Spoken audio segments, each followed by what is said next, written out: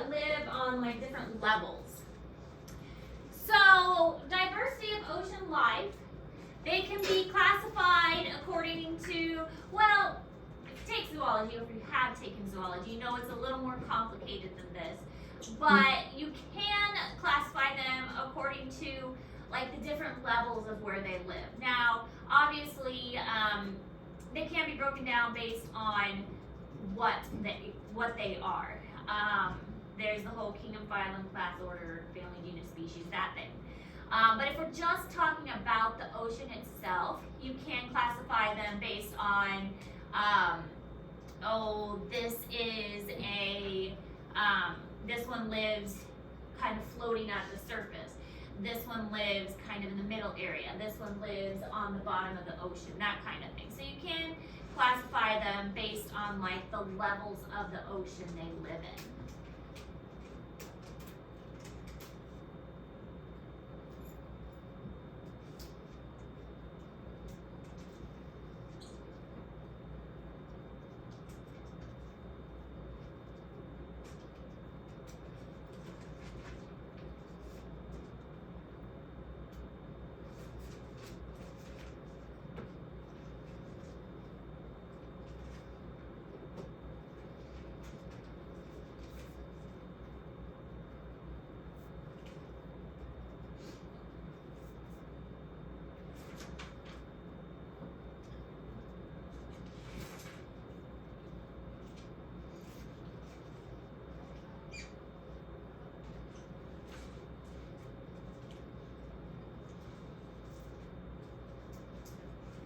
So there's plankton.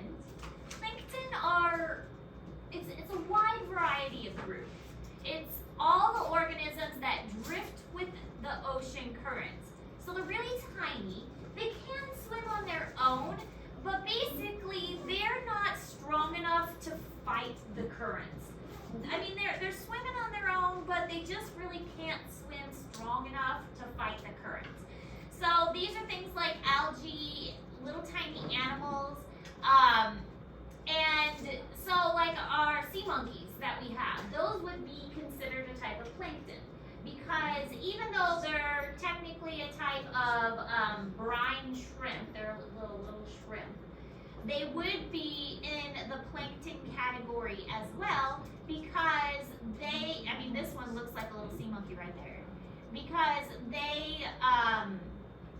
they're not strong enough to fight the currents that the ocean has. They can't swim against it. I mean, they can still kind of swim around, but yeah, they're definitely going to go with the current. Oh, there is one. Oh, There should be several in there. there's three. Oh, and tiny ones. The tiny ones are just Because they keep reproducing. Yeah, it was like, those two are very close. Yes, yes, they are doing exactly what you said.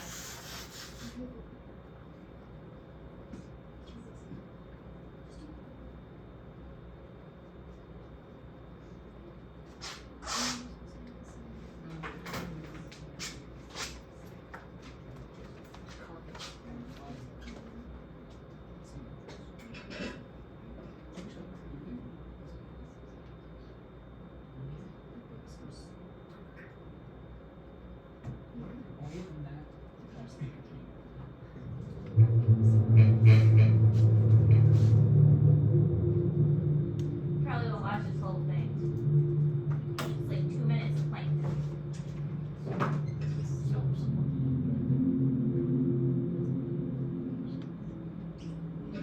Salps are barrel-shaped, free-swimming tunicates, organisms enclosed in a tunic with openings at each end that pump water through their gelatinous bodies. Thus they move and feed at the same time, straining the water through internal feeding filters. At first glance, salps may look as primitive as jellyfish, but they are close marine ancestors of fish and vertebrates. Salps have a heart, gills, and even a rudimentary placenta. When microscopic algae proliferate, salps devour them with extraordinary efficiency. They are the fastest growing multicellular animals and are capable of explosive asexual reproduction. Some can live alone or in communities. Some species are only a few millimeters long, while others can grow as large as 10 inches. Chain cells grow from long strings that live in social harmony. Communicating via electrical signals, they synchronize their swimming and move swiftly through sea currents.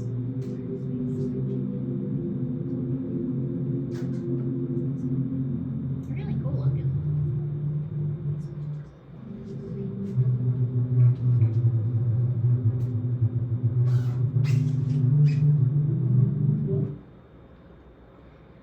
So then there's also this thing called nectin. So we have plankton, now we have nectin. And nectin are all the animals capable of moving independently of the ocean current. So these, they don't get like swept along with the ocean current. These are strong enough and big enough that they can go against the current. Usually, I mean, most of the animals that we think about in the ocean, whales, dolphins, regular fish, all of those. So they are big enough, strong enough that the current doesn't bother them.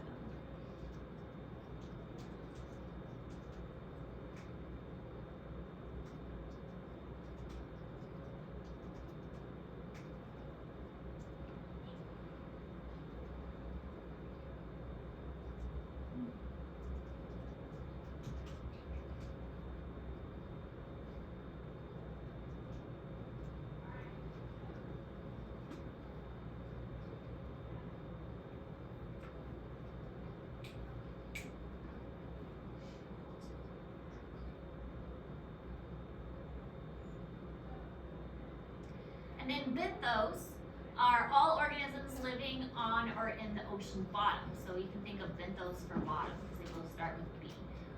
Crabs and sea stars, any fish that lives exclusively on the bottom of the ocean. So anything like that.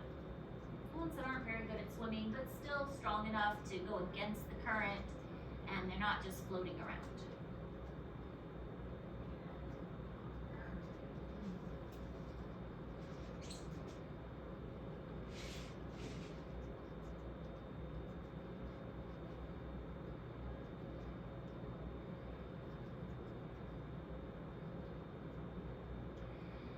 Now, energy resources can be in the form, we get energy resources from the ocean, and that's why there's a lot of like oil rigs and things that are found in the ocean, because lots of things die and get buried in the ocean. And I mean, hopefully you realize that oil and things like that are dead organisms.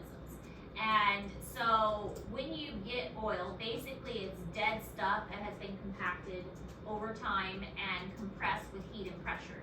And that's how you get oil and natural gases, is the buildup of these dead organisms, dead plants, and dead materials that have compacted and heated over time. So oil and natural gases are dead stuff. And it takes a really long time, hundreds and thousands of years, for this compaction of these dead materials to make oils and natural gases. So once we dig that up and use that, then it's depleted and we're not really going to get it back within our lifetime, or really any time that is usable to us. That's why it's called non-renewable resources, because once it's gone, it's gone. But a lot of this can be found under the ocean because there's so much dead stuff that falls to the bottom of the ocean, becomes compacted with all of the pressure that the ocean puts on it. So oils and natural gases are underneath the ocean, and we do a lot of ocean drilling, ocean wells, ocean rigs to access these resources. But we have to do it in a safe manner so that we do not leak any of that out into the ocean. So oils and natural gases and things like that can be found under the ocean, and there are various ways we have developed to access that, to try not to harm the environment in the process of doing that. Gas hydrates are mainly bacteria from millions of years ago that died and created these natural gases that have become trapped under the surface. The ones that are closer to the surface, where it's not very deep, are easier for us to access. The ones that are further out and deeper under the surface are harder for us to get.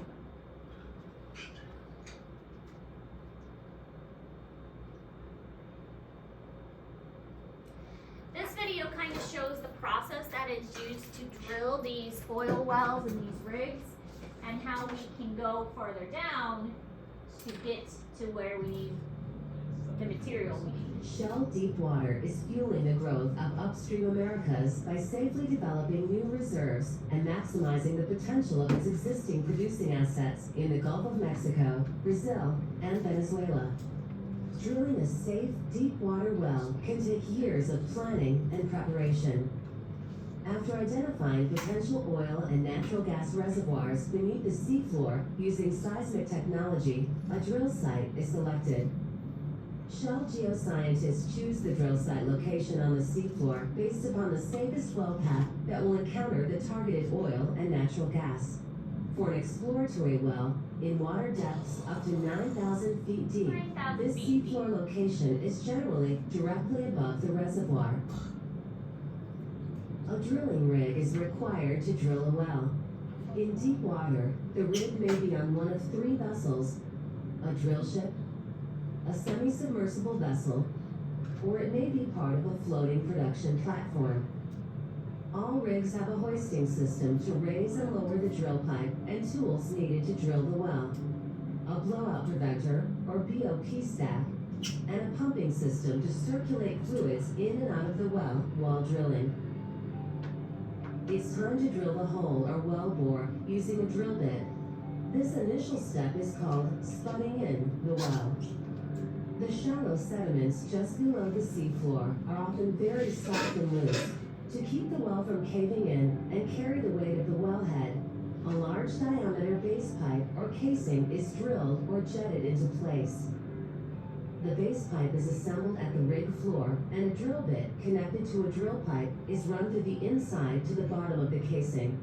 The entire assembly is lowered to the seafloor by the rig hoist. At the seafloor, the driller spuds the assembly into the seafloor sediments, then turns on the pump. Water or drill fluid is used to jet the pipe into place until the wellhead is just above the seafloor. With the base pipe and wellhead at the right depth, the driller will release the bit and drill string from the jet pipe and drill ahead. While the well bore is being drilled, mud is pumped from the surface down through the inside of the drill pipe. The mud passes through the jets in the drill bit and travels back to the seafloor through the space between the drill bit and the walls of the hole. Drilling mud is used to 1. Lift rock cuttings from the hole, 2. Keep the drill bit cool and lubricated, and 3. Fill the wellbore with fluid to equalize pressure and prevent water or other fluids in underground formations from flowing into the wellbore during drilling.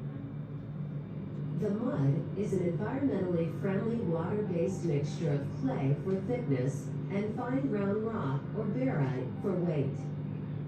At the planned depth, the driller will stop drilling and pull the bit out of the hole. A smaller pipe or casing string is then screwed together, connected to the drill pipe, and run down to the seafloor and into the well.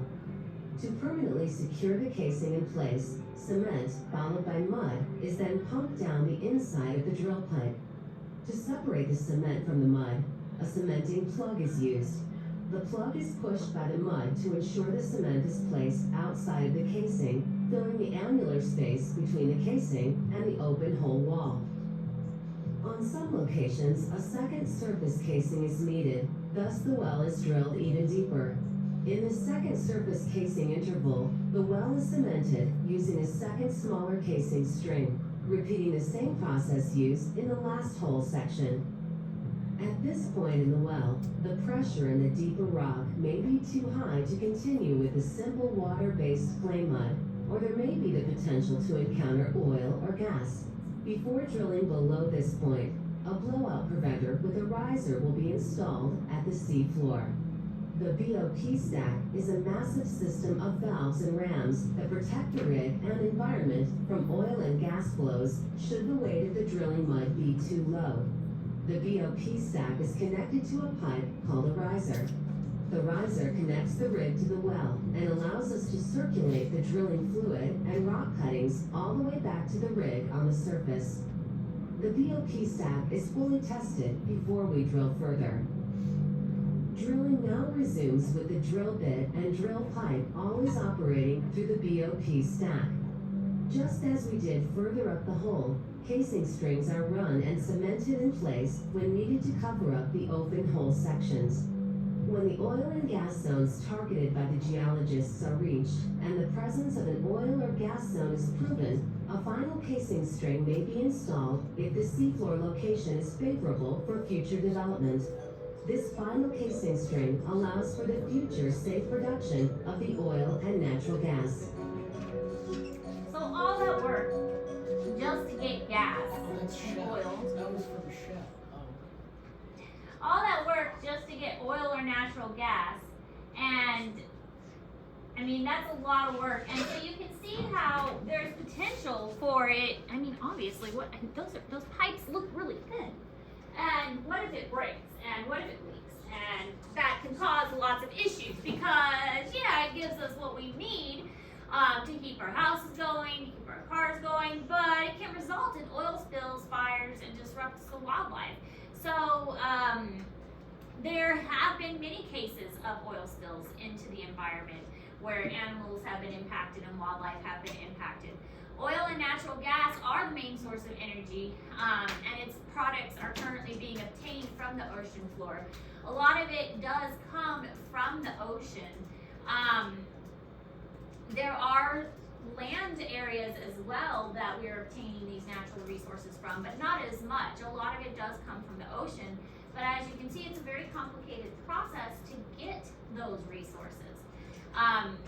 We also get sand and gravel, manganese nodules, and evaporative salts from the ocean. So a lot of times you can go to the store and in the baking section you see sea salt, or you can get candies like caramels that have natural sea salt on them.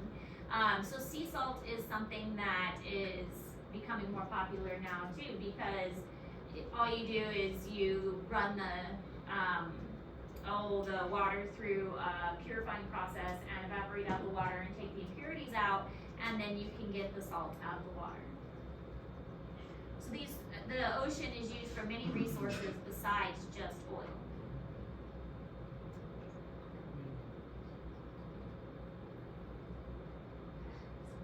So other resources from the ocean can include sand and gravel, manganese, we just said that, so we're gonna skip that one.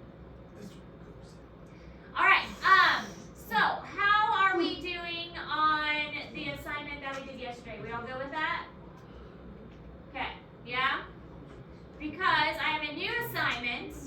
So we finished up the timeline. We finished up, yesterday's was an article, right? What did I assign yesterday? Article? Yeah, okay. So we have a new assignment that is a little bit of a bigger assignment. It's called the Ocean Issues Presentation. Oh, it's a presentation. Oh no. But I am gonna let you work with a partner on this one. Sorry, Dale. Can you make an exception? Make an exception.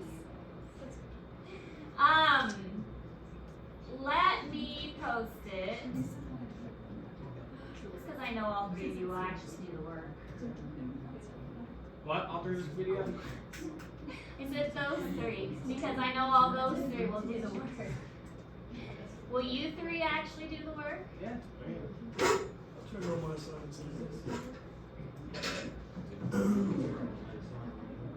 Well, that'll leave poor Evan out.